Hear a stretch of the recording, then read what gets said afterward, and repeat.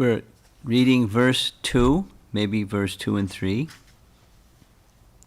from Canto 3, Chapter 25, The Glories of Devotional Service. And Shaunaka is asking questions to Sutta Goswami. So he's already asked one. I didn't ask one, he just was speaking some glories of Kapila Deva. He descended to disseminate transcendental knowledge for the benefit of the whole human race. Text 2. There is no one who knows more than the Lord himself. No one is more worshipable or more mature a yogi than he. He is therefore the master of the Vedas, and to hear about him always is the actual pleasure of the senses. Purport. In Bhagavad Gita it is stated that no one can be equal to or greater than the Supreme Personality of Godhead. This is confirmed in the Vedas. Eko bahunam yo vididhati kaman. He is the supreme living entity and is supplying the necessities of all other living entities. Thus, all other living entities, both Vishnu Tattva and Jiva Tattva, are subordinate to the Supreme Personality of Godhead, Krishna. The same concept is confirmed here. Na hi asya varshmana pungsam.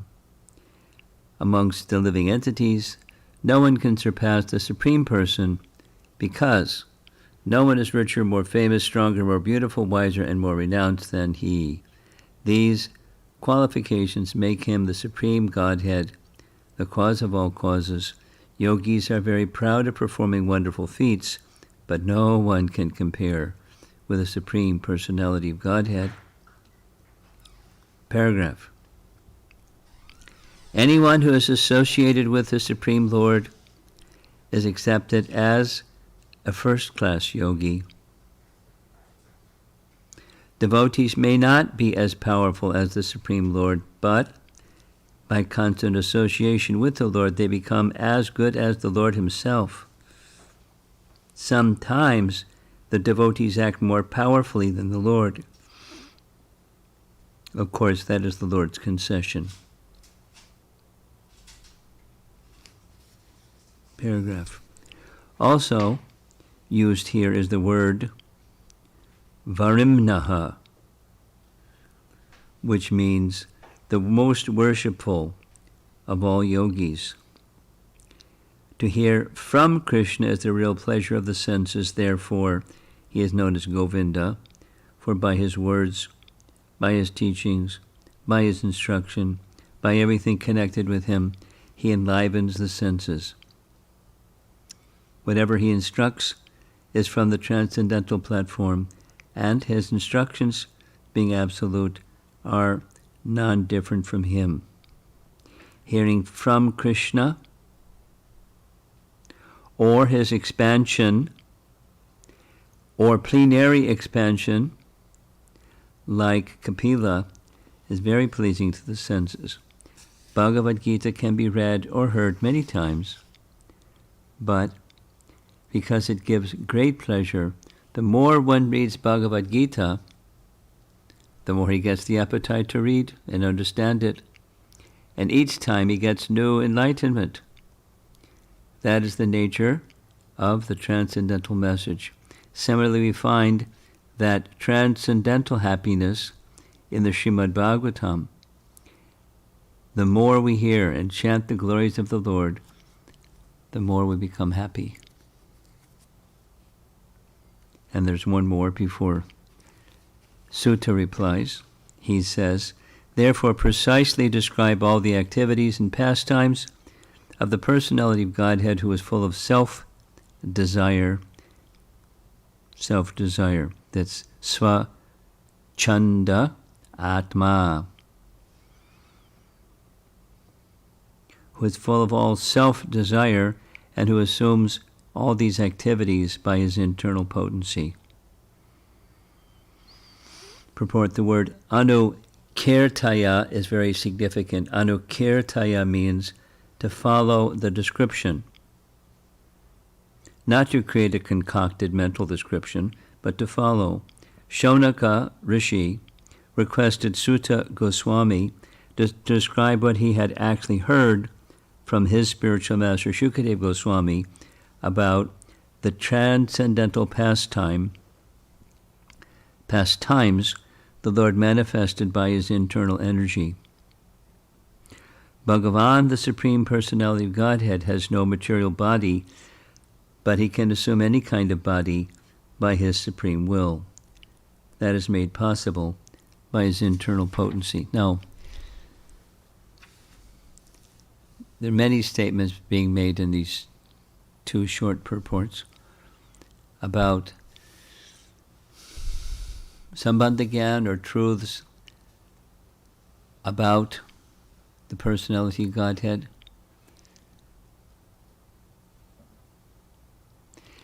In Harinam Chintamani, there's a book written by Bhaktivinoda Thakur,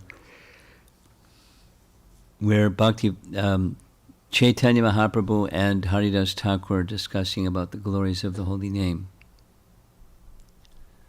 So we're going to be having a japa retreat, so I thought I would speak something about that. He says, Haridas Thakur says, that without proper Sambandh-gyan, that it's not possible to get the full effect of chanting. Now, in one sense, one can say, and we often hear, the holy name is independent. The holy name doesn't depend on anything else for its success. It's not dependent upon Gyan. It's not dependent upon Gyan. It's independent. However, supposing someone is chanting the holy name in an offensive way, supposing it happens. Supposing someone chants the holy name in an offensive way. Who's an example of someone who chanted the holy name in an offensive way and achieved liberation? It was Abbas chanting. In Ajamil's case, it wasn't offensive. Offensive, Shishupala. He was offensive. And he got liberation. Now, his case, Shishupala and Dantavakra, they're unique because they're Jai and Vijay who have come to this world to serve the Lord in that capacity. But still, the discussion in the 7th canto of Srimad Bhagavatam, the opening scene in the 7th canto of the Bhagavatam is just after Shishupala gets liberated, right before everybody's eyes at the Rajasuya sacrifice. Shishupala made 100 offenses. I learned something from Mahabharata that I didn't know till recently. Shishupala's mother and Krishna's mother were sisters. Devaki had a sister. And Devaki's sister was married to Damagosh. And Damagosh and his sister, whose name was Shrutakirti, Devaki's sister was Shrutakirti. There's different Shrutakirtis, but one of them is the mother of Shishupala. And when Shishupala was born, he looked a little different than most children when they're born. He had 3 eyes and 4 arms.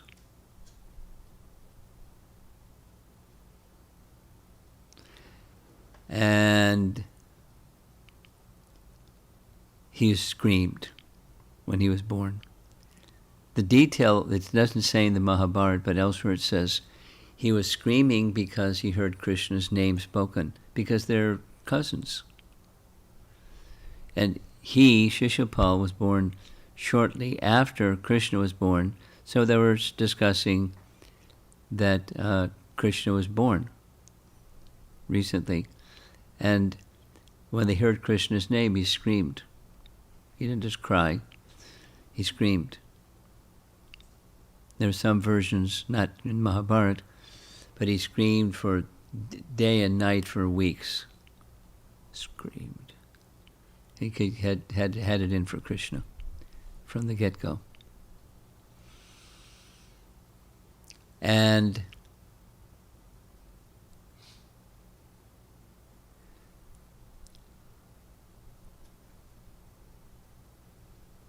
there was a voice from the sky that said, whoever places your child on his lap and his extra 2 arms and extra eye disappear, that same person will be the one who will kill your son.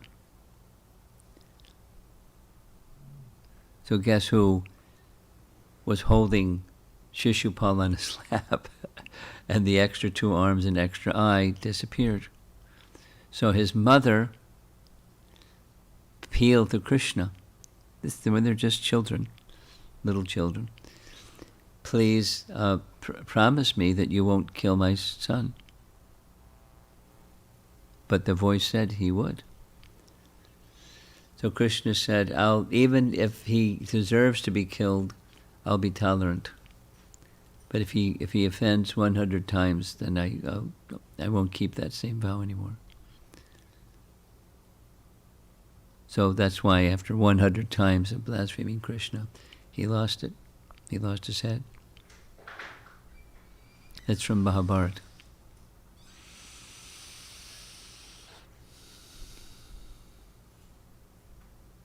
So Shishupala was one who chanted Krishna's name offensively, but there are even worse offenders than those that are inimical to Krishna. There's offenders that think that the holy name of the Lord is imagination.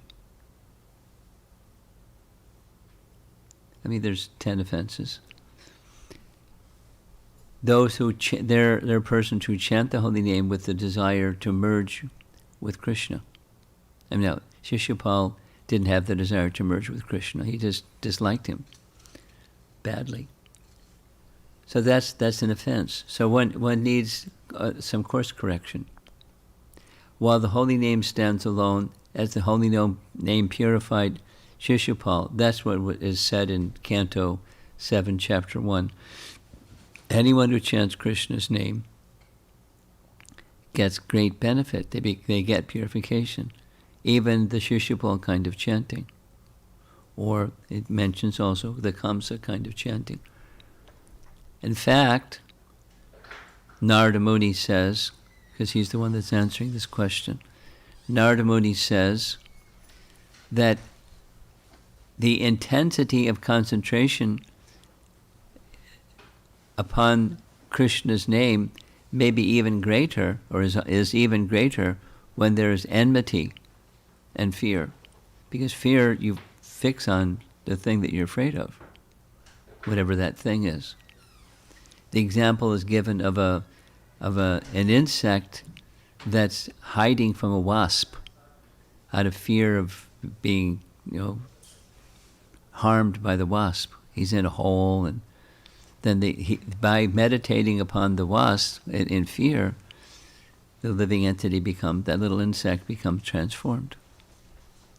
Anyway, fear and enmity are different than simply wanting to become one with. So Haridas Thakur says it's more than optional. It's imperative Why is everybody sitting so far away?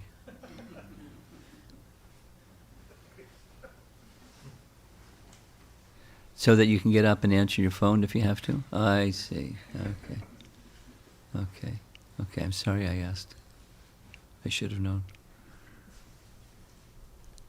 Like teenagers, especially the boys, they like to sit as far away as possible because when they get bored, they can just get up and leave.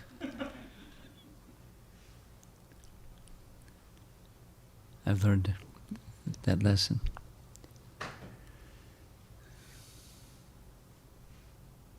Okay. Sambandh-gyan is essential. So here, in these, before giving much information about the personality of Godhead, we're getting some Sambandh-gyan, some glorifications of the features of the personality of Godhead and his appearance. So he appears in his spiritual form, and he appears of his own will. He doesn't appear because he has to. He gives knowledge that's not contaminated by anything material, because any other knowledge that's of this world is contaminated by the modes of nature. It just doesn't have the same effect as this transcendental knowledge.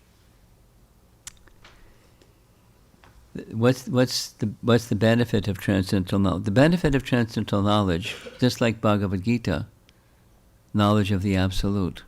It's an important chapter, knowledge of the Absolute.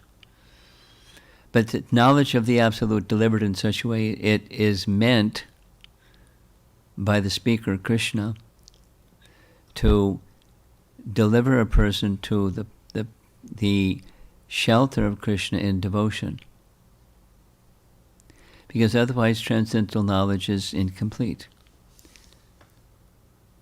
Like, here's a transcendental knowledge. So much, over and over, explanation that we're not the body. And who are we? There's the upadhi that we're not, and then there's the identity that we are. It's okay. I'm spirit. And that's transcendental knowledge. And it's true, it's transcendental knowledge.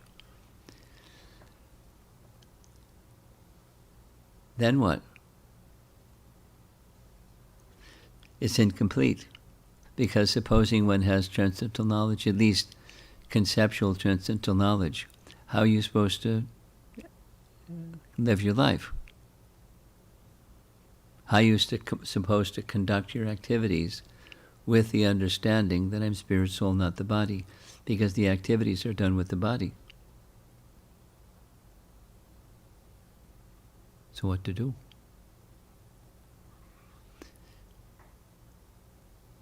So the unfolding of Bhagavad Gita describes what to do. You do those activities in a mood of sacrifice to the Supreme. So that indicates then there's not only, I'm not this body, but there's a Supreme. Whatever the Supreme is, it's not right away. Krishna's identity as the Supreme Person is not identified. But you make sacrifice unto the Supreme. So then there's different ideas of what the Supreme is. There's a lot of different ideas of what the Supreme is. And you make some sacrifice unto the Supreme. And that principle of sacrifice, then, if depending upon the teachers that you have, that Supreme is Vishnu. Yagyavai Vishnu. Yagya means satisfying Vishnu. But supposing somebody has a different idea of unto whom one should sacrifice. So they're not going to get the same transcendental benefit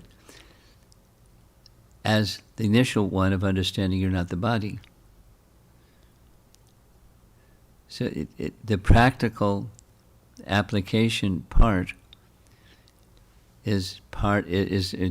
differentiates different yoga systems. Gyan yoga standing alone is incomplete. And so forth.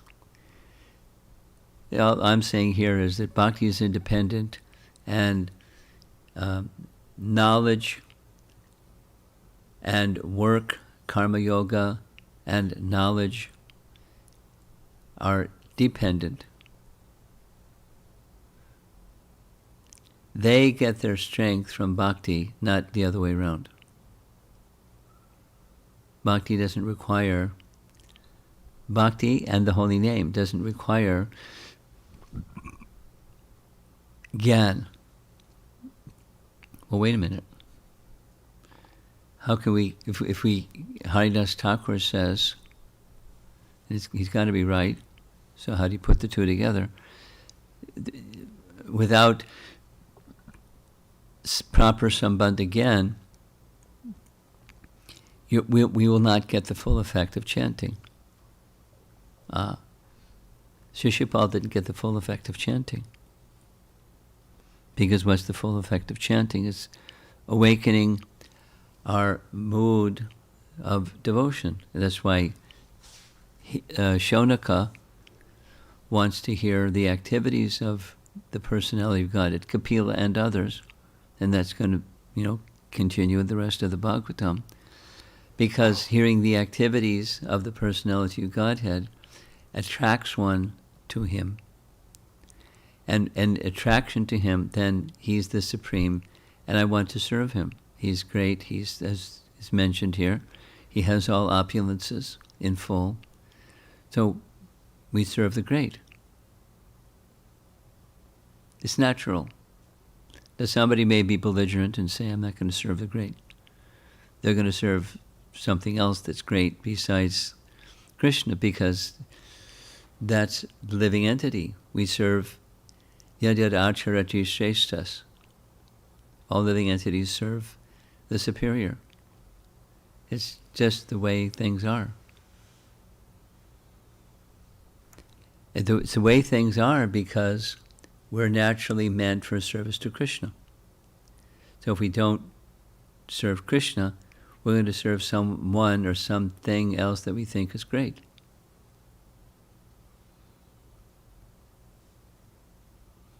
And whatever that something is that makes one's religion, or if it's not a spiritual conception, then it makes one, then it's one materialism. One serves a big capitalist, or one serves a sports hero, or one serves a movie star, celebrity, or one serves a something. Because serving a superior is the nature of the living entity. So Shaunaka wants to hear the activities of the personality of Godhead because he's the supreme great. Because whatever he teaches is perfect. And whatever his activities are liberating. And there's no end to it. Isn't it true? We've all experienced this. I'm sure we've all experienced this. When you read Bhagavad Gita again and again and again, newer meanings come. I remember the earlier stages of reading Bhagavad Gita. I was astonished. Read it, and you understand some things, and go back and read it again, and there's some things that were right there all along. You just didn't see them, and then there they are. And then you read it again, and then there's more, and you read it again, there's more, and then you realize there isn't a limit to more.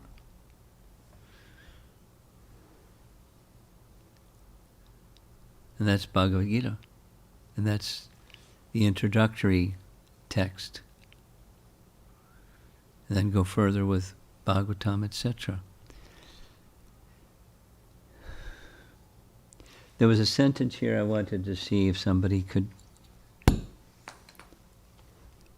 give some example.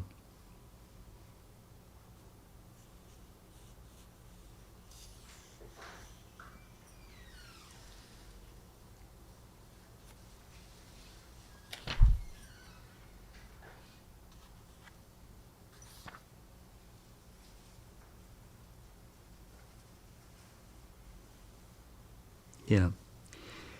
Anyone who is associated with the Supreme Lord is accepted as a first-class devotee. That's the last verse of chapter 6.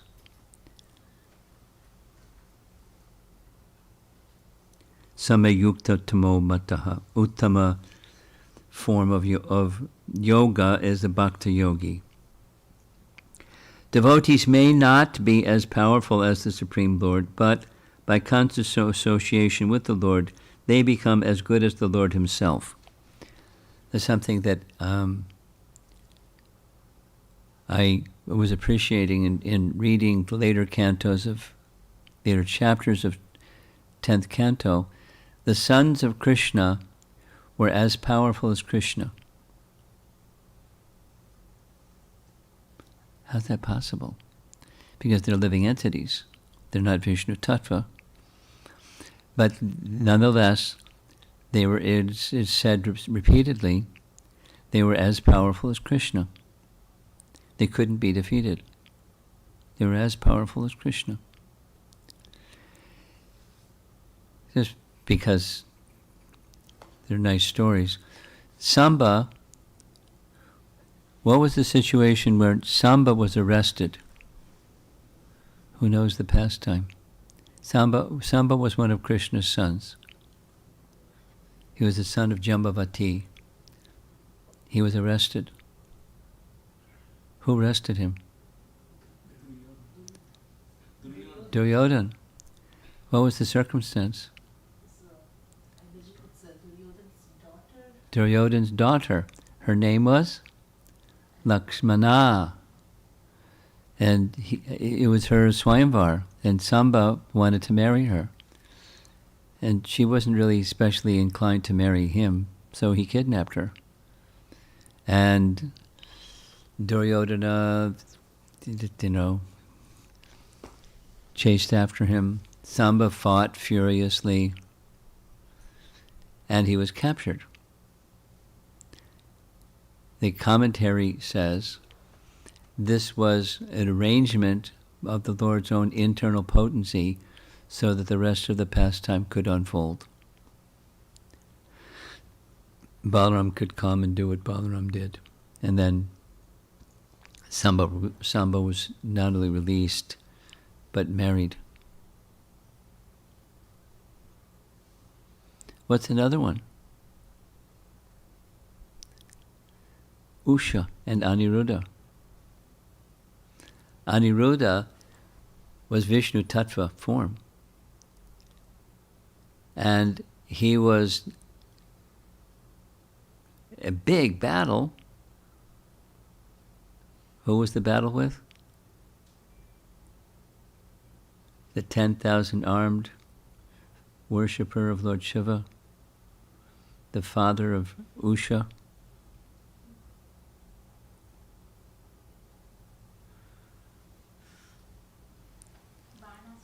Banasura. Very good. Banasura. Now it's remember, right? Banasura? You don't remember? Okay.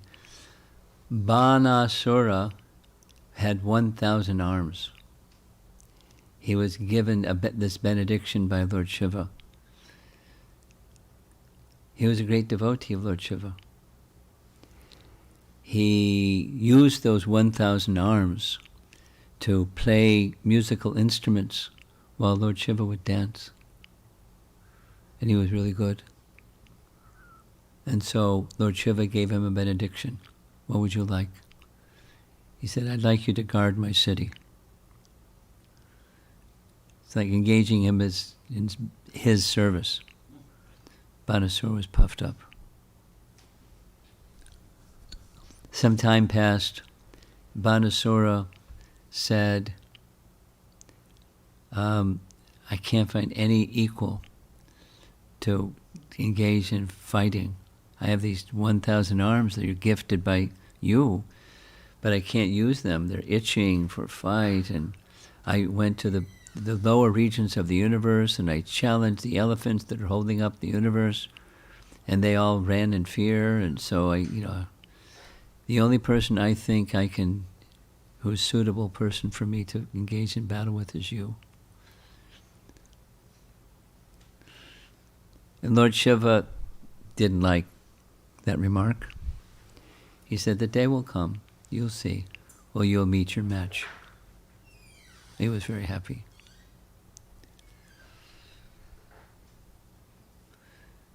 So when Aniruddha, long story, was taken by Chitralekha, who was Usha's friend, who was a mystic artist and a mystic, could travel in space, and she went to where Aniruddha was and brought Aniruddha to the palace of Shishupal. It's not Shishupal, Banasura. So anyway, when Banasura figured out that Aniruddha is in the private chamber with his daughter before she was married, what? So he captured Aniruddha with his Naga Pashu. All of this is to say the devotees of the Lord can be as powerful as the Lord. They're not always. But the sons of Krishna, it's repeatedly said, they were as powerful as Krishna was. Of course, Aniruddha is in this special position, Vishnu Tattva, but he was captured.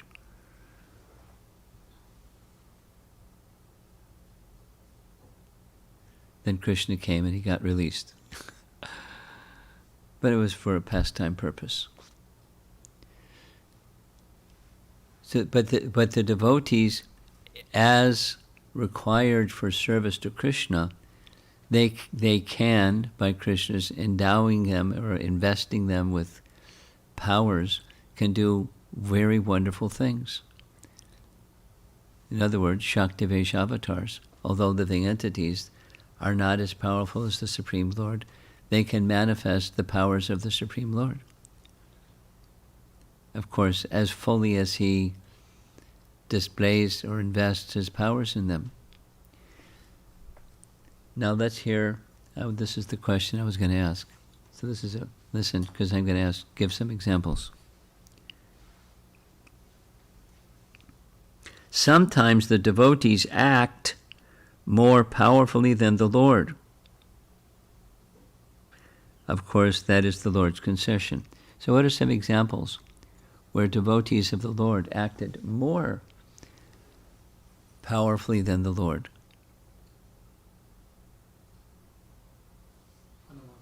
Hanuman. More powerful? Certainly powerful.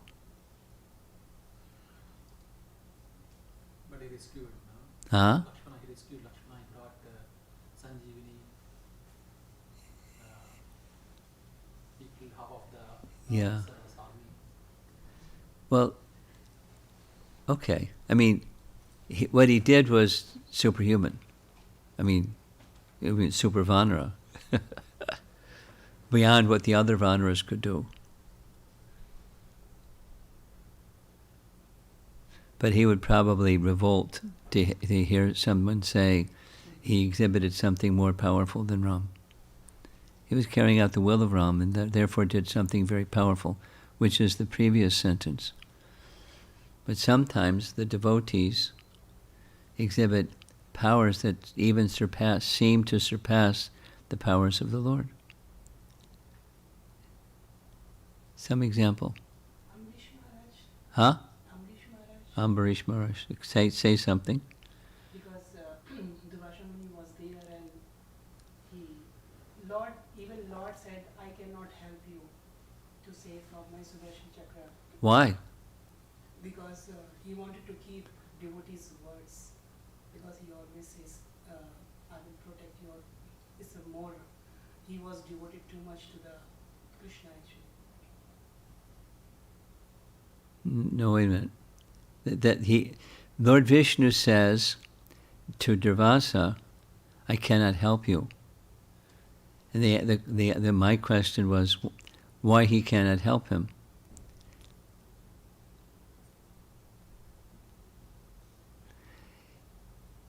Vishnu says that I cannot excuse you without my devotee. I'm subservient to my devotee. Without the devotee's permission, I can't. You want me to release the Sudarshan Chakra from bearing down upon you, I can't do that without the the permission, because I place myself subordinate to my devotee. So in that sense, that's a good example. When Ambarish Maharaj said, okay,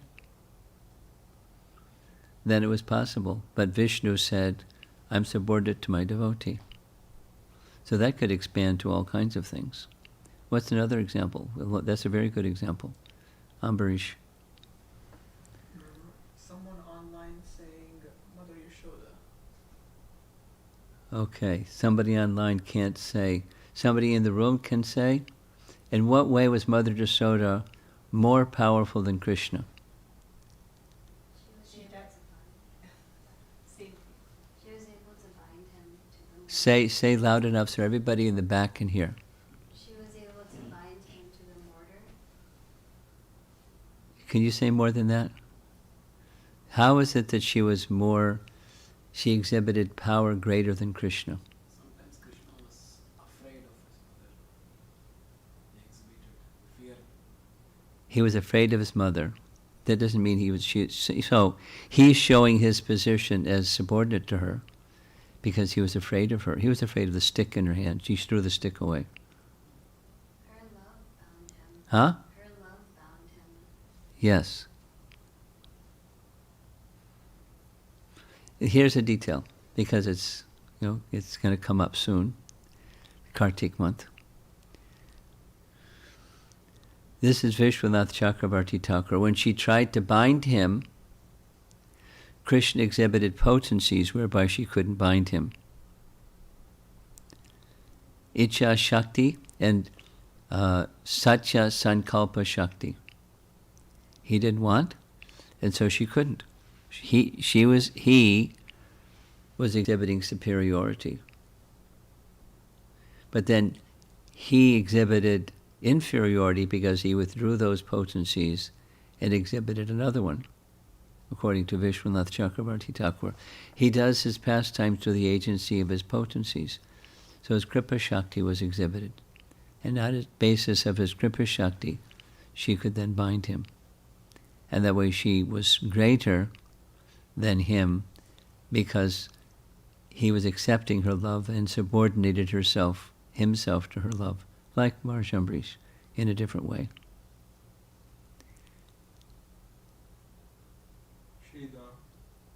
Shrida. Says, in Vrindavan, Radharani has an elder brother. Did you know that? Radharani has an elder brother. The elder brother's name? Sridham. So when the boys would wrestle, Krishna would lose. Whenever he wrestled Sridham. And the system of the wrestling system, of course it was just children's play, wasn't the serious kind. But as the one who would lose would have to carry the other winner on his shoulders. So regularly, Krishna would have to carry Sridham on his shoulders because Sridham would regularly win. Very good.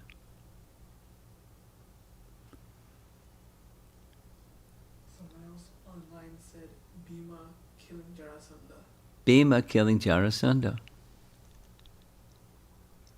We discussed this recently in chapter 72. Bhima, Krishna wanted... He invested a power in Bhima that even he wasn't going to do himself because he wanted the honor of killing Jarasandha to go to Bhima. So he invested him with the power to kill Bhima, to kill Jarasandha. He could easily have done himself, many times. The circumstances are there. He didn't, because he wanted Bhima. Bhishma Dev. Krishna himself was unable to pacify Yudhishthira. After the Kurukshetra battle, he was feeling terrible. Because of me, so many soldiers have been killed. Why? So I can sit on the throne? What a horrible person. What a wretch. What a useless person. He was despondent like anything. And Yudhishthira loved Krishna like anything. He loved Krishna like anything. And Krishna tried to pacify him. Krishna couldn't pacify him because he wanted Bhishma to pacify him. So Bhishma pacified him in the most compromised situation.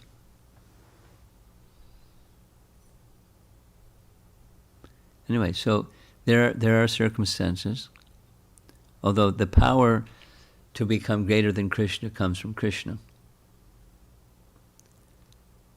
But he invests that power, that potency, that capacity to overcome him, to overpower him, or be greater than him, or overwhelm him, or to rule him.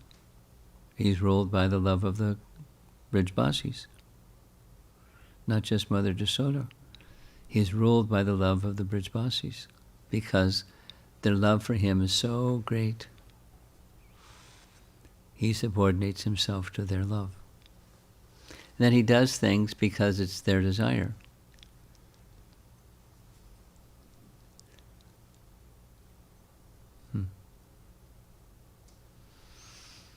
Okay.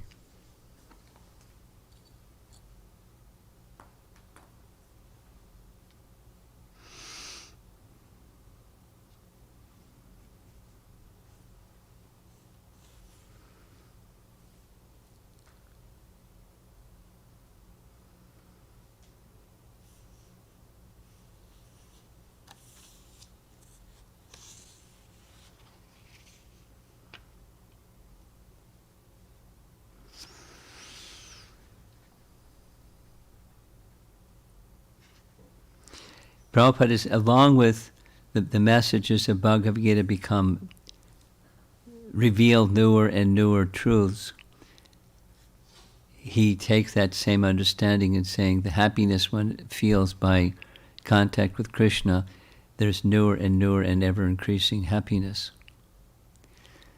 Now, that's the experience of someone who's on the Transcendental platform. Someone who's not on the Transcendental platform, that may not be their experience.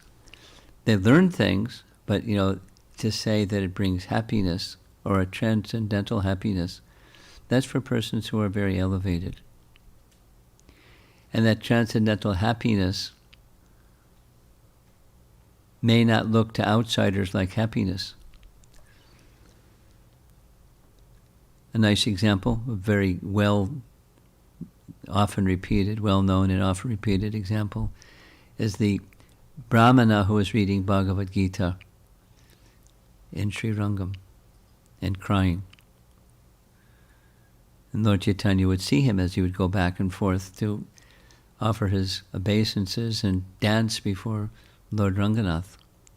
And one day he asked the Brahmana, "My dear Brahmana, please tell me what you're understanding as you're reading, because I can see that you're crying." And the Brahmana thought he was teasing him like other Brahmanas did. Said, "This is not very nice. You're a respectable sannyasi. You shouldn't make fun of a Brahmana." He said, "I'm not making fun. I'm just asking." Then he explained that many other Brahmanas, they poke fun at me and mock me because they know I'm illiterate. But here I am reading Bhagavad Gita. So, what are you reading, Brahman? They would make fun of me. So if you're not able to, if you're illiterate and you're reading Bhagavad Gita and you're crying, please explain. So it was the meditation upon Krishna as the subordinate to his devotee Arjuna by being the chariot driver, Parthasarathi. I see that image in my mind and I just have such feeling of love for Krishna.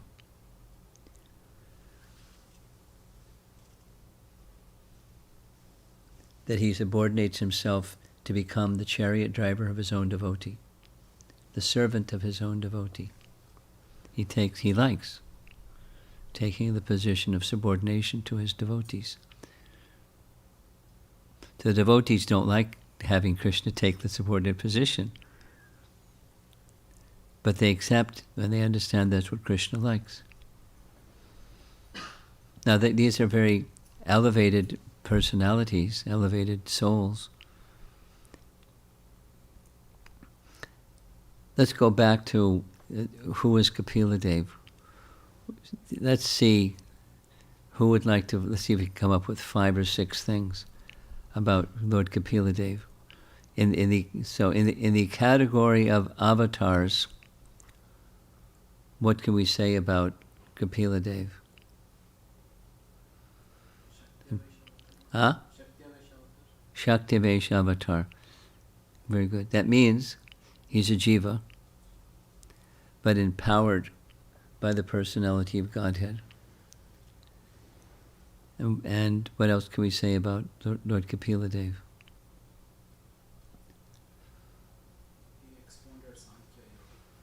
He expounded Sankhya Yoga. He expounded Sankhya philosophy, Sankhya Yoga.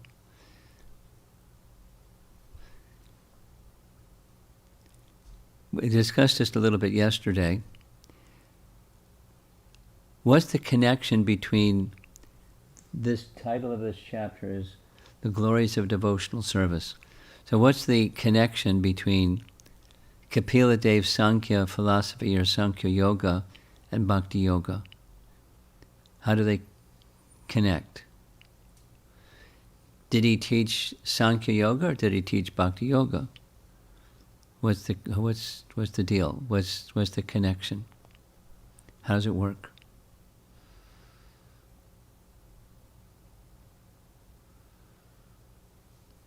Sankhya Yoga helps practice Bhakti Yoga. And more than that, yes, and more than that, what is Sankhya Yoga anyways? What is Sankhya Yoga? Analytical study of the body, where we learn we are not this body. Expand further. Sankhya is the analytical study of matter and spirit. In Bhagavad Gita, does Krishna present Sankhya philosophy? Absolutely. He presents Sankhya philosophy 3 times. But the purpose of that, here's the 3 places. In 2nd chapter, some of you are familiar with Bhagavad Gita. In 2nd chapter, the You're Not This Body section is Sankhya philosophy, because Krishna says, thus far I've described Sankhya, now I'm going to describe Buddhi Yoga. Chapter 2, text 39. So before 39 is Sankhya. I've described Sankhya, now I'm going to describe Buddhi Yoga. So it's the study of the distinction between matter and spirit, the elements of matter, the elements of spirit, and the distinction between the two. That's Sankhya. There's another place, the second of 3 places, where Sankhya is explicitly presented. It's in chapter 7. In chapter 7, Krishna presents the 8 separated material energies in one verse. And then the next verse is, aside from those separated material energies, there's my superior energy, living entity. Then Krishna says, I'm the controller of both. They're my energies, and I'm the controller of both of my energies. That's a Sankhya section, chapter 7. Then again in chapter 13. In chapter 13, Krishna gives a list not just of 8 separated energies, but it becomes a bigger list. The bigger list is 24 elements. 8 becomes somehow 24. But it's just an expanding of that differentiation of those elements. And the same as the Kapila Deva teaches in the 3rd canto, the next chapter, chapter 6. He teaches the Sankhya Yoga and gives the 24 elements and how they unfold from one to the next, till you have all 24. And those 24 elements are necessary, or they're parts of the building blocks of the universe that Brahma puts together. But Sankhya is just describing the categories of matter, and apart from that, the categories of spirit. Of course, there's the Jiva, but then there's the Supreme. There's Atma and there's Paramatma. And understanding all those things, that's part of Sankhya. So what's the purpose? After you have all that analysis together, what's the purpose of it? It's at the end of chapter 26 is, once all that is understood, then fix your mind upon spirit, because that's the category that you belong to. Fix your mind upon the Supreme Spirit, and then engage in devotional service to the Supreme Spirit. That's the sequence. That's how the connection is made. He's not just a teacher of knowledge, he's a teacher of bhakti. But accessing bhakti through the foundational teachings of Sankhya. Here's an interesting one. In the 11th canto of the Bhagavatam, Krishna says to Uddhava,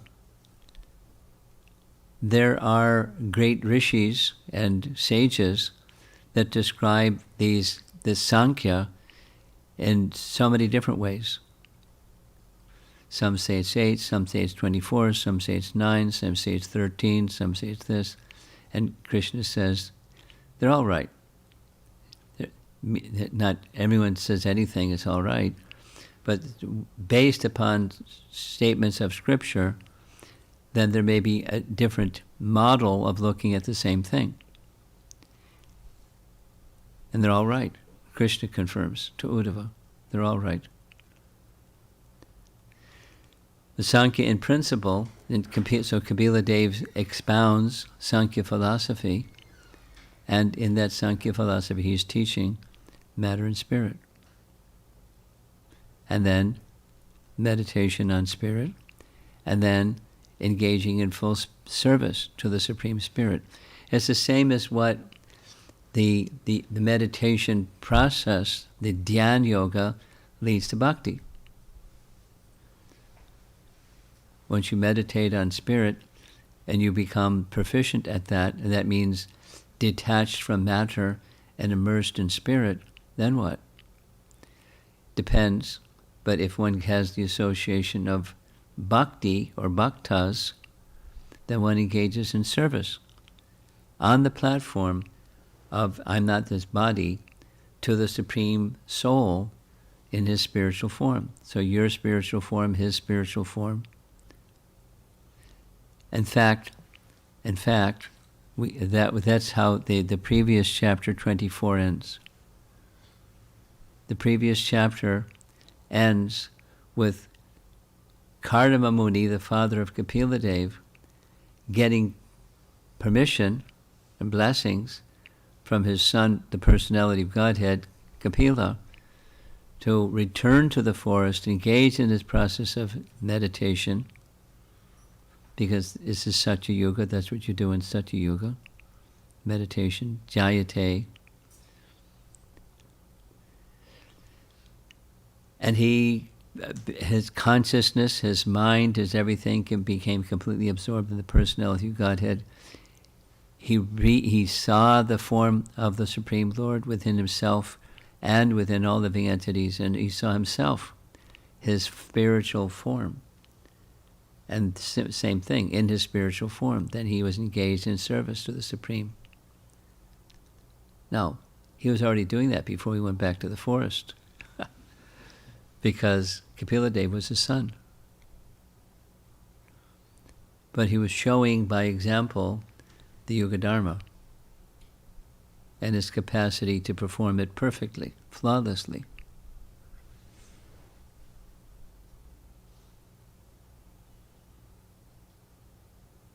What else do we know about Kapila? There's a few very important things. One of the 12 Mahajans, right? Yes? No? Yes. Yes? Yes.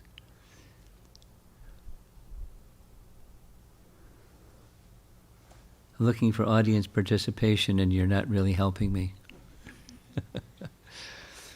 What is it, what's the meaning of the 12 Mahajans? Who can say? Someone raise your hand and volunteer to explain. What does it mean that there are 12 Mahajans and Kapila Deva is one? What does that mean? What do we understand about that? They are the expert in knowing the absolute truth. You didn't raise your hand. I want to see if there's somebody else besides this one who's kindly volunteering. You're volunteering? No? How about any one of the ladies besides the one that's spoken up so far? It's very hard to put in the words, Maharaj, but it's like who has the knowledge of the real truth, like Prabhu was telling. So whenever I speak about the Mahajan, so the best example in my mind, it always comes Janak Maharaj. It's always what? Janak Maharaj. He's one of the 12. Yeah, so I'm just correlating the thing. Mahajan means, Maha means great, and Jan means people like Yeah, person. Well, not Jana doesn't mean Janak. Jana means person. Or No, Maharaj, I'm just putting the two examples to get the right answer. So Mahajan means like Maha a means great soul. Great soul. So what is it? Why just 12 great souls? Ladies, in the back.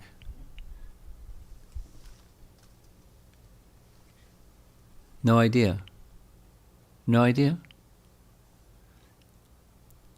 They're authorities. What we hear about the Mahajans, we hear about the Mahajans in Mahabharata. Mahajanayena Katha Sapanta. Yes?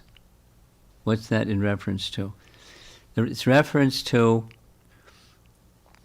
the whole situation that took place, but the Yaksha, when Yudhishthira came to the edge of a lake and wanted to take water, and a voice came saying, "Don't take water until you answer my questions." And a Yaksha came out of the lake.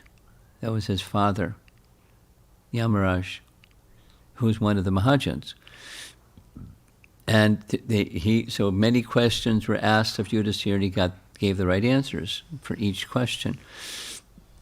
One of those questions was, when it comes to understanding Dharma, sometimes there are conflicting things to be done, at the same time something not to be done, and it's very difficult to discern what's to be done and what's not to be done, following the codes of Dharma. So what do you do when you run into that situation? Yudhishthira says, it's true what you say. It's sometimes very difficult. Therefore, one has to refer to the Mahajans, the great souls, because they have the capacity. What's great about them is that not only they're followers of Dharma, but they know how to discern what is to be done, what is not to be done in complex situations. They're the authorities by which proper conduct is to be decided.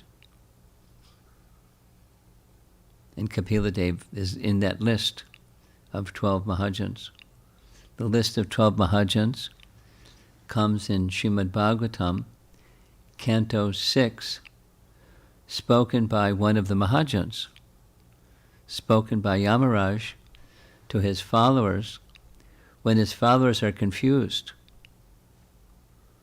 The followers, the Yamadutas, they're checked by the Vishnu Dutas from taking a Jamila to the court of Yamaraj. So they go back to Yamaraj and say, who are those people? And are we to understand that there's two supremes?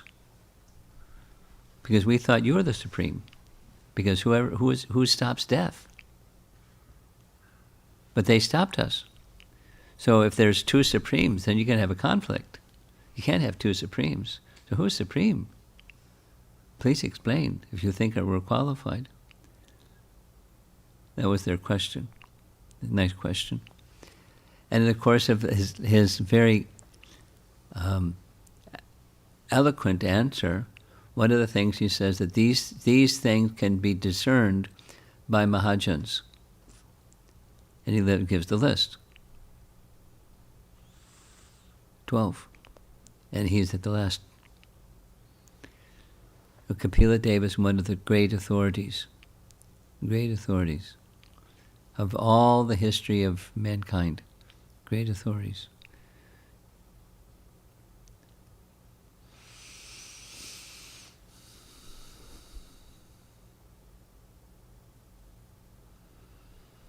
What else is Kapila well known for? Well known for. Hint, the descent of the Ganges. What do we know about Kapila's function in the descent of the Ganges? What do we know? What function did Kapila Deva play in the descent of the Ganges? He kills all the brothers of. He did what? He kills all the people. 60,000 like people who went there to. Sagara's sons? Find the Ashwamedhaya's horse. Okay. That's are you familiar with that story? Here's the story. You like stories? Should I do the story? Okay, good. Little audience response is helpful, thank you. Who was Sagara anyways? Sagara was a king in the line of Ikshvaku. He was an ancestor. Sagara was a prior ancestor of Dasarath and Ram.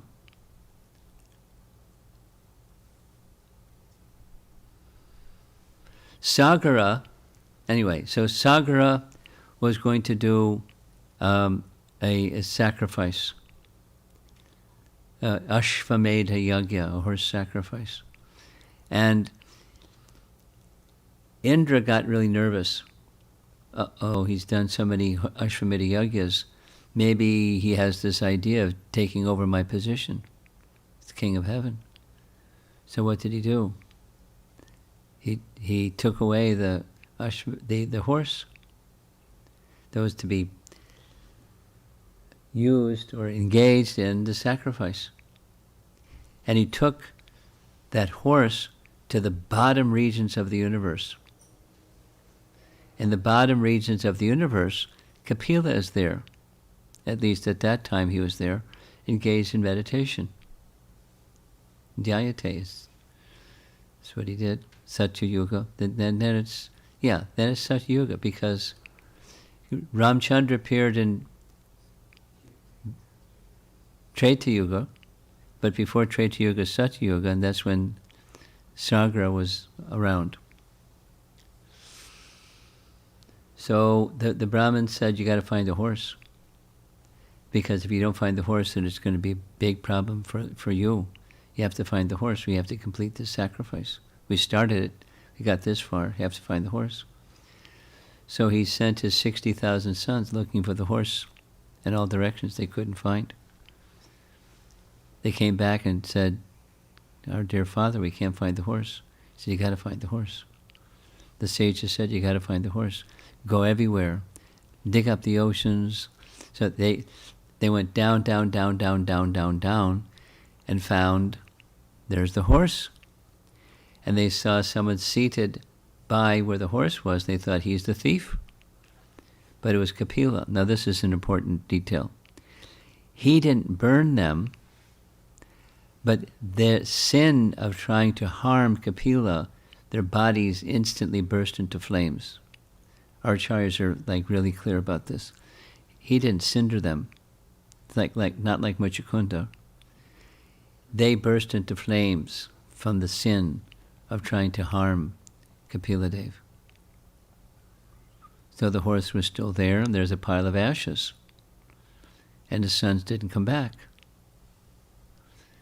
So then there's a further story of generations of kings, and some generations later, Bhagirata underwent great austerities, and he was able to find the horse. And he went very peacefully before Kapila, said, can I have the horse? Yes, of course. And this pile of ashes, is that the sons of Sagara? Yes.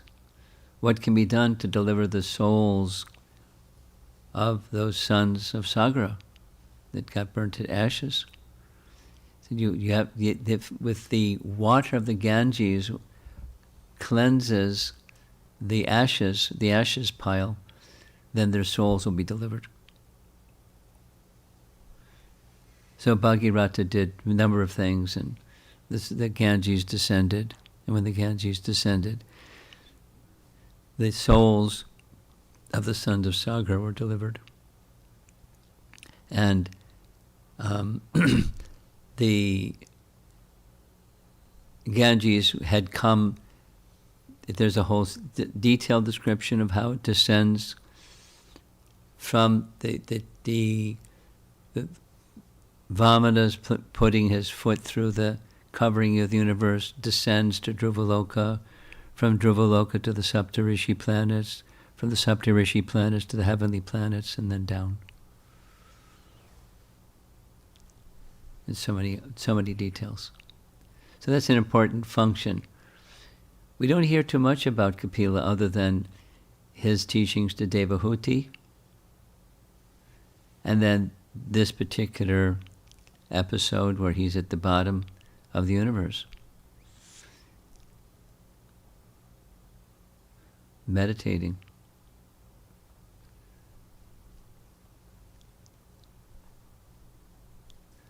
Okay.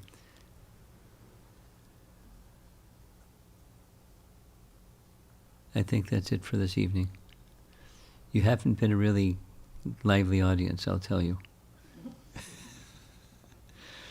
So we'll let's see what happens tomorrow. Oh, tomorrow is the Japa retreat. Let's see what happens next week. So go ahead and read a little bit, and maybe you'll get stirred into having some thoughtful comments about Lord Kapila Dev and what he did. His teachings are most important. Well, I'll share some other things with you. I guess it'll be Monday evening. There's some other nice things. See if there's any discussion. I've probably intimidated you all so badly. There's no discussion tonight. Yeah. So, Guru Maharaj, my understanding about Sankhya, what you just You're on. understanding about Sankhya philosophy is that it must include the knowledge about spiritual aspect also, not just the matter, but the spiritual also. Well, yes, there's the atheistic Sankhya and there's the theistic Sankhya. Okay. The reason I was asking that question is because the modern scientists are just the subset of Sankhya philosophy because they are just dealing with the matter aspect. Would that be a correct Yes. understanding? So it's not really Sankhya. They're just dealing with matter. It's atheism. That's what it is. Mm. So because Sankhya is the distinction between divisions of matter and divisions of spirit. Because divisions of spirit, there's also divisions. Atma and Paramatma, for example. The other question I have is Shakti Avesh avatars. So there are different types of Shakti Avesh avatars? Oh, yeah. Okay. Okay. Details, it's really detailed, but the details are found in a book written by Rupa Goswami, which is translated by the BBT, and the commentaries of our acharyas translated by Gopi Pranadhana Prabhu. It's Laghu Bhagavatamrita. The book is about that thick, and it has details and details. Now maybe I'll bring something Monday with some research, if time permits for me to do some research on what does Laghu Bhagavatamrita say about Kapila Dev, because that's one of the best sources. The other question I have is there any reason why there are contradictions or conflicts within the scriptures that ordinary person cannot resolve? The thrust behind the question is there any specific reason why there are contradictions in the scriptures? Well, there's not contradictions, but there's apparent contradictions. Okay. Because scriptures comes from the personality of Godhead, and there's no contradiction within the personality of Godhead. So why are there apparent contradictions? Well, one obvious reason is our capacity to understand is quite limited. If one comes across something that's an apparent contradiction, you don't immediately go to, well, there's a contradiction in the scripture, but let me research further, or let me pray, or let me become more qualified so I can understand the truth about this apparent contradiction. No, here's a for example. There are details about the Lord and his pastimes, even within the same scripture, what to speak of from one scripture to another scripture. So when you come across something like that, how do you process it? One example, one explanation is the pastimes differ because there are different days of Brahma, called Kalpa Bheda. That's one explanation. There's says this over here and says that over there. How do they reconcile? That's one. There are different days of Brahma, when different events of the Lord are taking place in this day of Brahma and that day of Brahma.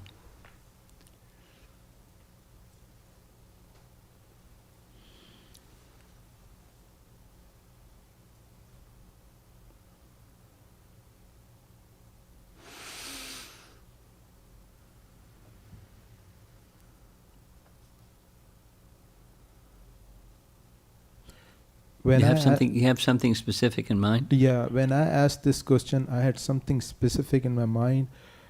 Now, Vyasadeva has given us pretty much all the scriptures come from Vyasadeva except the Ramayana, which comes from Valmiki. So, Vyasadeva has given us all the Puranas and Shruti and Smriti. Now, some of the I understand that Padma Puran says that 6 of the Puranas in the mode of deal with the mode of ignorance and passion and goodness. So this is for my understanding also to answer someone's question, if somebody asks me that question in the future, that some of the Puranas specifically and very clearly say Lord Shiva is the Supreme Lord, and then the Puranas in the mode of goodness say Lord Vishnu is the Supreme Lord. So, but both are coming from Vyasadeva. So I don't know if I'm seeing it in the right way, but I'm seeing this in a, it's a bit of contradiction. Same person giving us the scriptures, but presenting 2 personalities as supreme in different scriptures. So sometimes I have met people who get confused about that. Well, they not only get confused, they're adamant. And sometimes they're more than adamant. They're belligerent Mm. and hostile sometimes because they have strong faith and they don't like something other. So you usually you ask questions by the manner of saying, "This is my understanding." Is that right? Mm. That's how you usually ask your questions. You want to ask that one? You want me to just fill in the blank? How do we understand? How do we understand when it says this over here and that over there? About who is supreme, specifically. I already included that in my question when I said mode of ignorance, mode of passion, but I want to go deeper and I need your help. Okay, well, the way to go, one of the ways to go deeper is to read in Tattva Sandarbha where Jiva Goswami touches on it, and Baladev Vidyabhusan gives his commentary on what Jiva Goswami writes. So that you can't get any better than that. But the principle is, even in those scriptures where it says those things, there are other places in those same scriptures, Skanda Purana, Shiva Purana, that say just the opposite. So there are statements that encourage those persons. And there's other statements that supersede those statements. Then the person, the reader, has to be discerning. Step back. Discerning is you step back. And what's the whole picture look like? You can cherry pick verses from anywhere and find, build your case around those cherry picked verses from anywhere. But what's the bigger picture? And the bigger picture is, you read in Tattva Sandarbha, there's a hierarchy of the modes of nature, and the mode of goodness is superlative to ignorance and passion. And therefore the Puranas that are in the mode of goodness, they're superlative. So if you have some question about, it says this in Shiva Purana or Skanda Purana, there's vast portions in Skanda Purana, for example, that are about Lord Jagannath.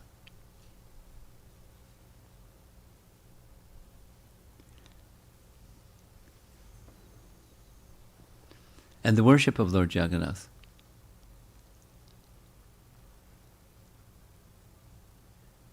And, and how the offerings go. Anyway, without all the details, even within those same scriptures, and then the bigger picture of all the Puranas, there's a hierarchy, and then there's a superlative amongst the mode of goodness Puranas, Amala Purana. Now he doesn't drill, he doesn't nitpick, he just presents principles. And then the discerning person can accept those principles or not. He doesn't get into entangling disputes over details. But that's a very nice place. And Gopi Pranadhana Prabhu's translation of, I taught Tattva Sandarbha, so you can listen to those recordings. I cover it in detail in those recordings. You probably have. Yeah. So in those lectures that you gave, I think it was in New Jersey in 2013 or 14, I heard it many, many times because first time I couldn't understand, then many, many times so one of the things that you said, I just remember when you were talking about it, that all these Puranas also point to Srimad Bhagavatam as the most superlative. Yes. So that was also the point, just came to my mind. Yes. Okay. Yes. So, does anybody here in the room want to discuss that a little bit? Because sometimes it gets to be a delicate point, either for persons in the room or persons who who aren't in the room. You want to explore that a little bit? Or you're okay? You're okay. Yes, Maharaj, please. What? Yes, Maharaj, please. Yes, Maharaj, please, what? You can tell about the Tattva Sandarbha. Actually, I never... Well, I'm not going to. I'm not right now going to give a Tattva Sandarbha seminar. You can listen to them, but just specifically on the point, the statement that some people adhere to very strongly, that Lord Shiva is supreme, and because it's stated in the Puranas that Lord Shiva is supreme, that's it. Or they're both supreme, and therefore they have to be treated equally. I mean, I don't know if you've run across it. I have. I'm sure you have. But did you understand how a Vaishnava, at least, how a Vaishnava responds to that? Or how, in principle, Jiva Goswami responds to that? Okay, keep going. They're not responsive. The other question I have, Maharaj, is regarding Sambandh-gyan. You gave an example of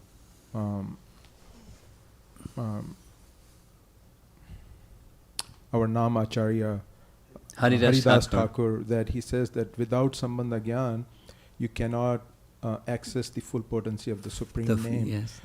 So regarding that, so let's, my question is, let's say someone who is not a very literate person and cannot read the scriptures, cannot study the scriptures, but in his family, he has a son or a father or mother who is expert in scriptures, so he is accessing Sambandh-gyan through that channel. Yes. Would that be the same thing? Yes. Okay. Yeah.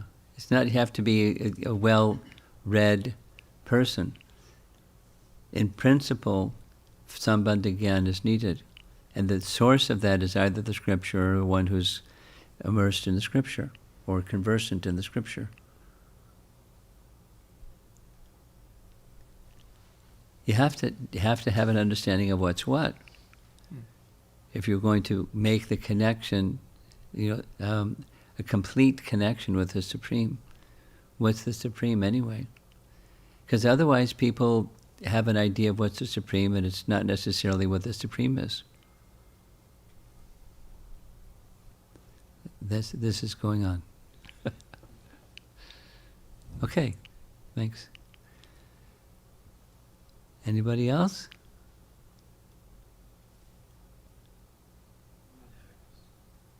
Okay. Guru Maharaj, I'm trying to phrase this question. I'm having this thought for quite some time. How do we understand the difference or Paramatma feature and Bhagavan feature of the Lord? Paramatma is also, when you talk to something, it's very difficult, at least for me, to discern and say that, because everybody thinks Paramatma is also Lord who is inside us. But there is a difference. I've heard a very simple explanation given by Radhika Raman, who did his PhD from Paramatma Sandarbha.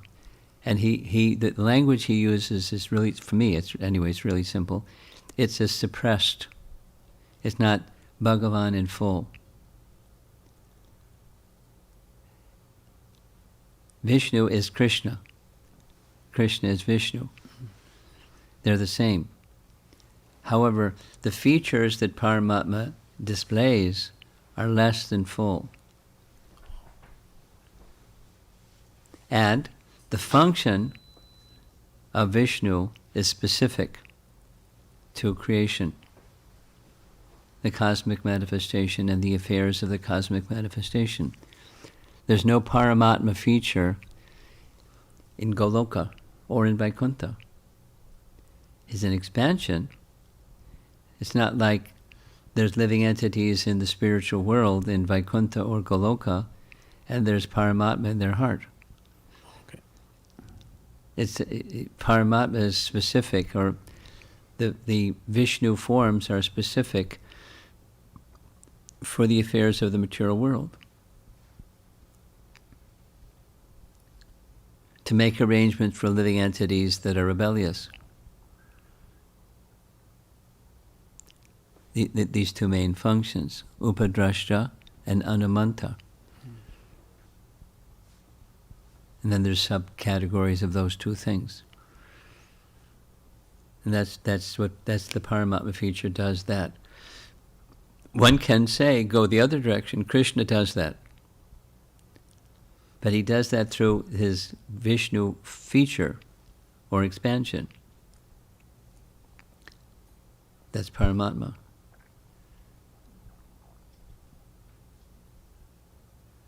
Clear? Yeah. Thanks, Maharaj. Okay. So, Maharaj, my question is related to actually yesterday's class. Yesterday's class. So, yesterday, I remember one point you made is that Krishna made it very clear that we shouldn't be running after wealth, as it leads to pride. Yeah. And I'm sure there's several multi-millionaires or very rich people who have been great devotees, and No problem. no problem, right? So if you desire wealth and you desire to use it for Krishna, is that at that point considered devotional service? Mixed.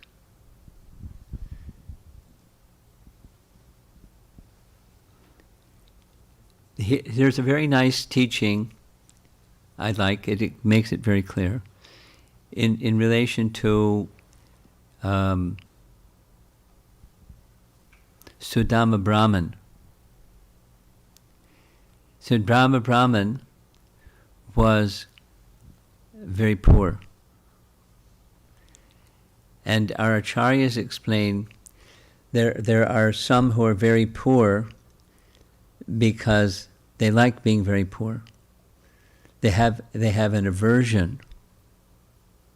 They don't like being around opulence. They like not just simplicity, but they like extreme simplicity. Like Raghunath Das Goswami. He was very austere. It wasn't suffering for him, it was happiness for him. And that was Sudama was like that. And there's some others that are not, in this aversion to affluence, but they keep themselves very simple because they like it. They're happy in keeping things simple. Then on the other side, there are persons that have opulence. Then it's discussed.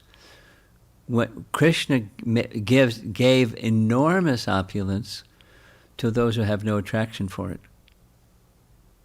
Ambarish being one, Yudhishthira being another, and Dhruva Maharaj being another, and Prahlad Maharaj being another. He had no interest. He was very clear about what the value of wealth is.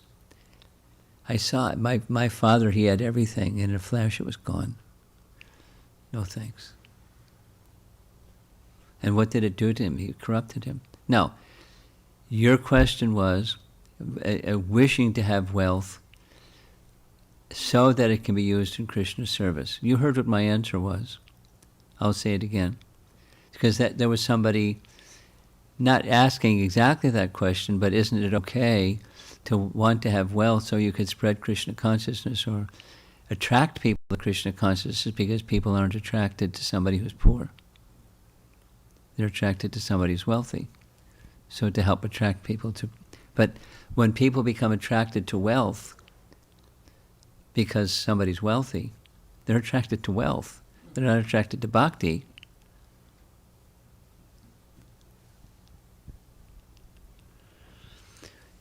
In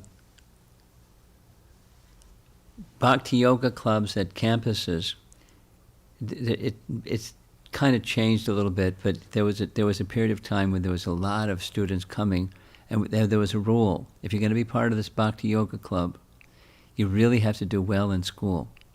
The academics have to be outstanding. Why? Because if students see that you're just filled with bhakti and you're a crummy student, they're not going to want to participate. But if they see that you're like really excellent in your academics and you're filled with bhakti, I like that. So having wealth in itself is not a plus or a minus. Not having wealth is not a plus or a minus. The criterion is bhakti. And if someone has, I want wealth so that I can use it in service to Krishna, that's the cart before the horse, not the horse before the cart. Prabhupada had wealth, and then Krishna took it away. And when Krishna took it away, he had no wealth. So he was spreading Krishna consciousness with no wealth. And then no wealth, and a long, long period of no wealth. But he was giving Krishna consciousness. And then Krishna piled wealth. I mean, it started with a trickle first, but then, more and more and more and more and more and more, because he wasn't attracted to it. But he knew how to use it. And persons who are attracted to it generally get used by it rather than they use it. Generally. So there's a lot of caution about, even if you get wealth, what does it do to your bhakti? And that was what the message was yesterday. Generally, it makes people proud of their wealth. Not always, but generally. And they're not necessarily attached, but they're attached to showing their wealth. Generally, there's exceptions.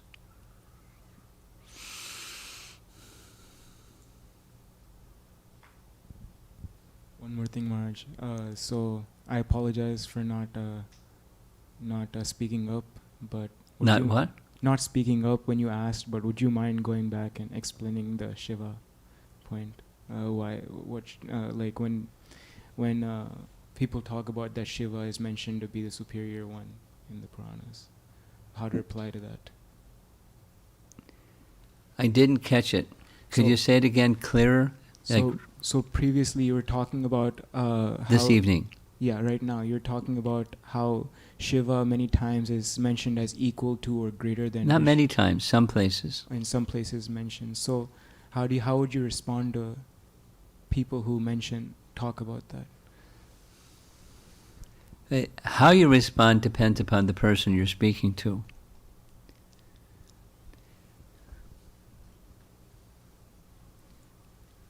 A very simple, my experience is a very simple way.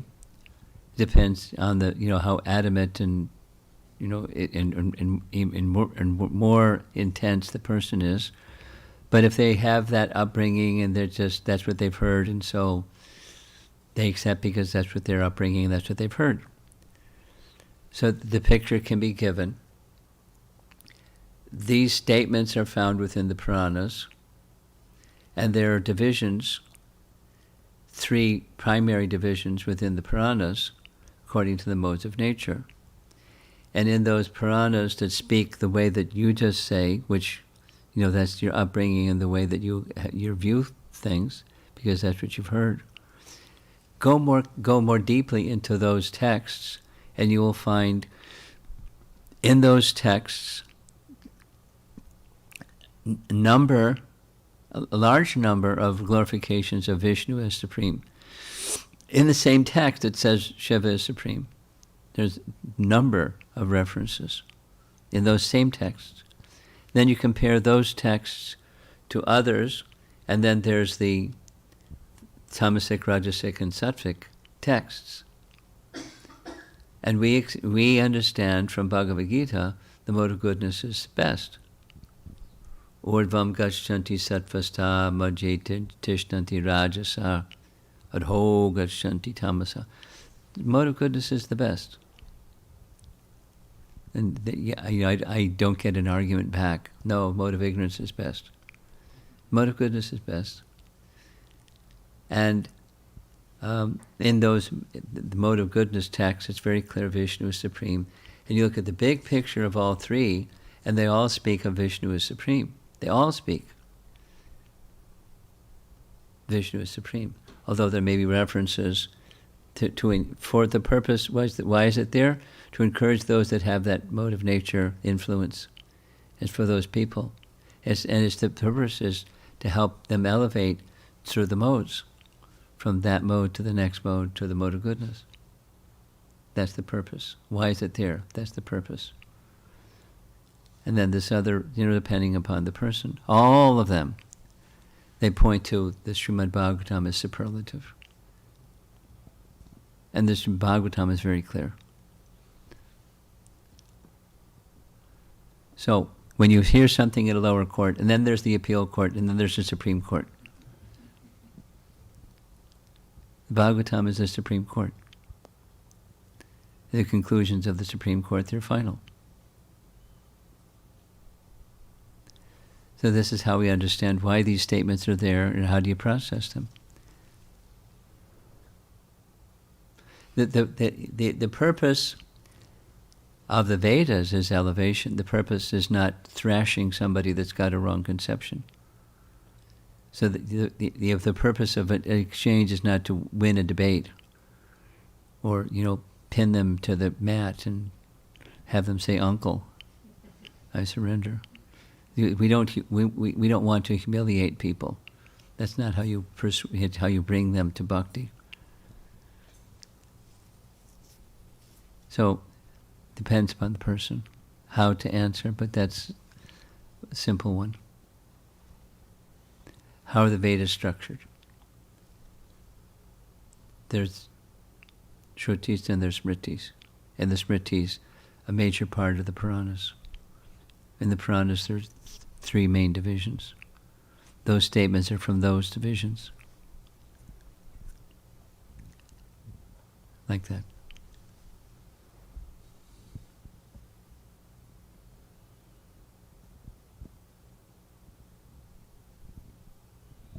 Then you go to Bhagavad Gita. That's another. Now that depends on the person. If the person accepts, you could ask them, "I've done this. Do you accept Bhagavad Gita?" If they say no, the discussion doesn't go very far. But they'll say yes. Generally, they'll say yes. I accept Bhagavad Gita as truth. So let's take a look at what your statement is through the lens of Bhagavad Gita. And if you're a little familiar, it depends. If your mood is right and they're willing to hear, if the mood is right, what Bhagavad Gita says about what they said, then, some light will go on. Oh. So where did I get this idea anyways? It's there. It's in the Puranas. And certain of the Puranas. That category. That's where the idea comes from.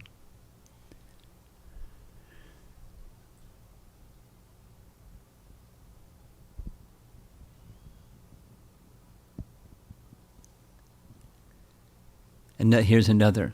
You can tell the Brighamunu story.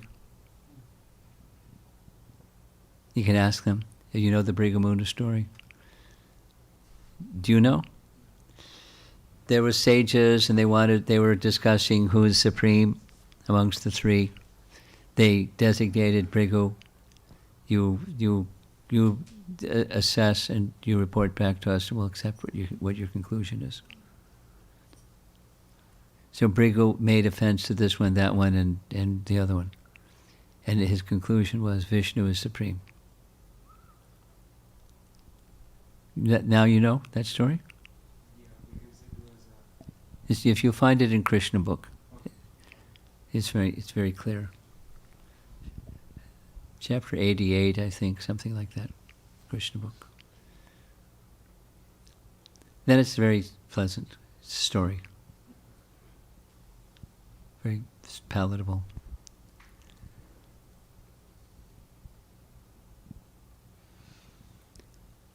Ashutosh is easily angered and easily pleased. And Lord Vishnu, he's very tolerant. Oh, Bhrigu, I hope you didn't hurt your foot.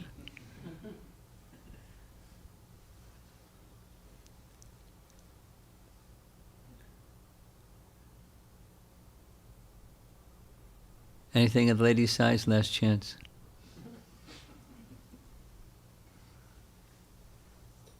You have something.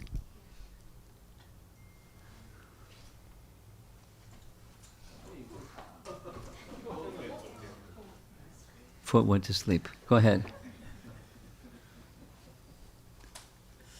Maharaj, I was just wondering, what determines the Mahajans, or who determines who the Mahajans are? Who determines which they're the 12? That's your Yeah. question? And what qualities It's one of those things. It's not. My understanding is simple. It's just well known. It's just accepted and well known. Now, where did that something that's accepted and well known come from? Those that are knowledgeable in the scriptures know, and other than Srimad Bhagavatam, Canto 6, where the list comes from, I don't know. Maybe those more knowledgeable than me will know where that list comes from, other than Yamaraj stating it. But it's just common knowledge. These 12 personalities are knowers of Dharma. I can't do any better than that. Is there something online? Take the microphone. From Kirti Prabhu. Kirti. Okay. He has 5 questions. How many? 5. 5. We count on Kirti. Question number 1. Why is only Kapila Dev counted as one of the Mahajans, while no other incarnation of the Supreme Lord is part of this list? Is it because he is a Jiva? He is Jiva Tattva, as you mentioned in the class? Why do you say there's no other Jivas who are on this list? What's Narada Muni? Jiva Tattva. Jiva Tattva. But he's a Jiva Tattva. He's asking why are there no other incarnations of Vishnu on the Mahajans list? He's a Shakti Vaishavatar. He's not a Vishnu Tattva. He's a Shakti Vaishavatar. Go back and check your homework.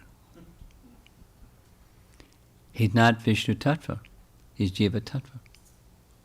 He's empowered. And there's others on the list that are also Jivas that are empowered. Next. Which Shakti of Supreme Lord was Kapila Dev empowered with?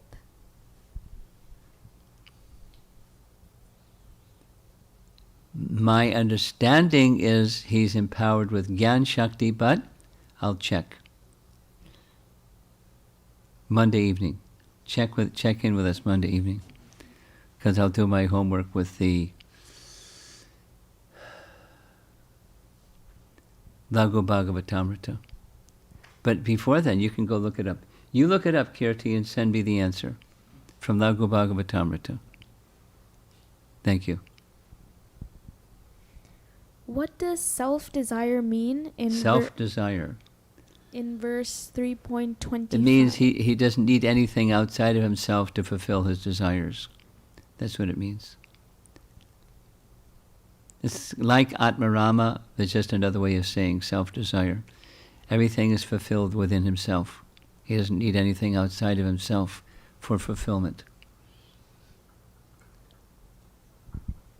Prabhupada says in 3.25.31 that Sankhya is a combination of devotional service and mystic realization. What is this mystic realization? What is what? This mystic realization. Well, to understand how all the puzzle pieces fit together. You can have puzzle pieces and don't see how they fit together. To see how they fit together, that requires some profound realization. You can say mystic realization.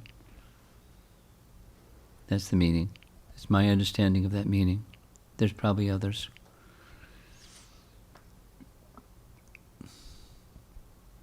Sankhya seems similar to Bhakti Yoga. How is Sankhya different from Bhakti?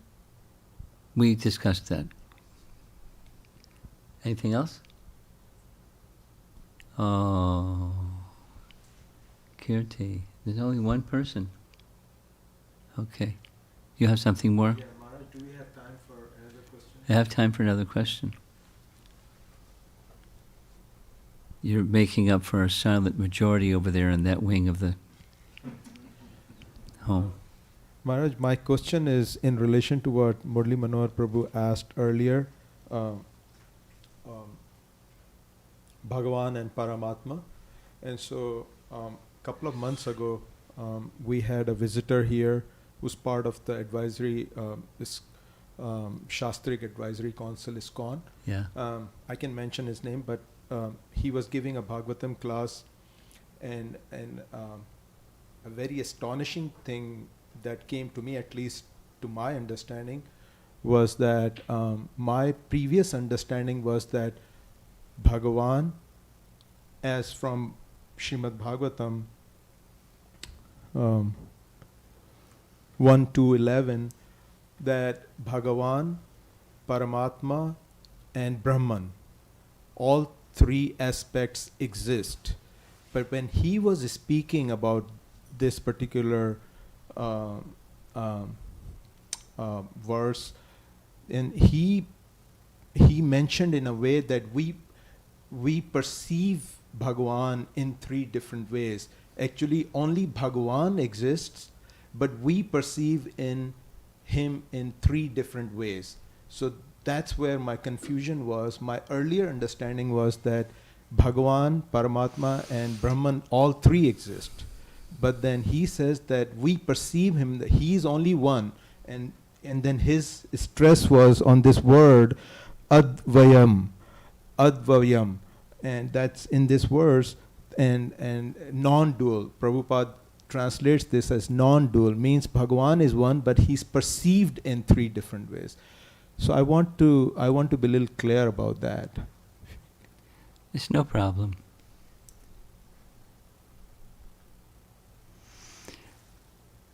No problem. It's right in what we just read. Krishna can manifest himself in unlimited ways. It's Krishna, Krishna, Krishna. This is an aspect of Krishna, an aspect of Krishna, an aspect of... And one perceives... So it sounds like they're two different statements, but it's not. That's a feature of Krishna. And it's a perception of Krishna in a specific feature. They're distinct features, yet they're one.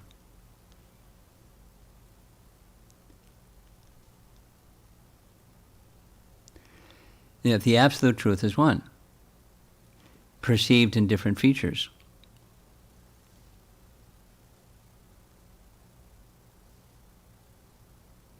I don't see a problem.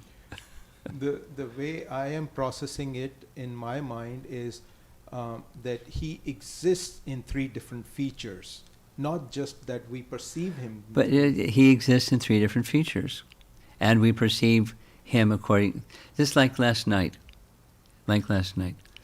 We spent some time. It was fun. You know, the feature that the kings saw was a four-armed feature. You know, Chaitanya Mahaprabhu discussed all this. It's right from a Samhita, Siddhanta Samhita, where there's 24 names of the forms of Vishnu, depending upon where the symbols of Vishnu are in his hands, starting from the lower right and the upper right and the upper left and lower left.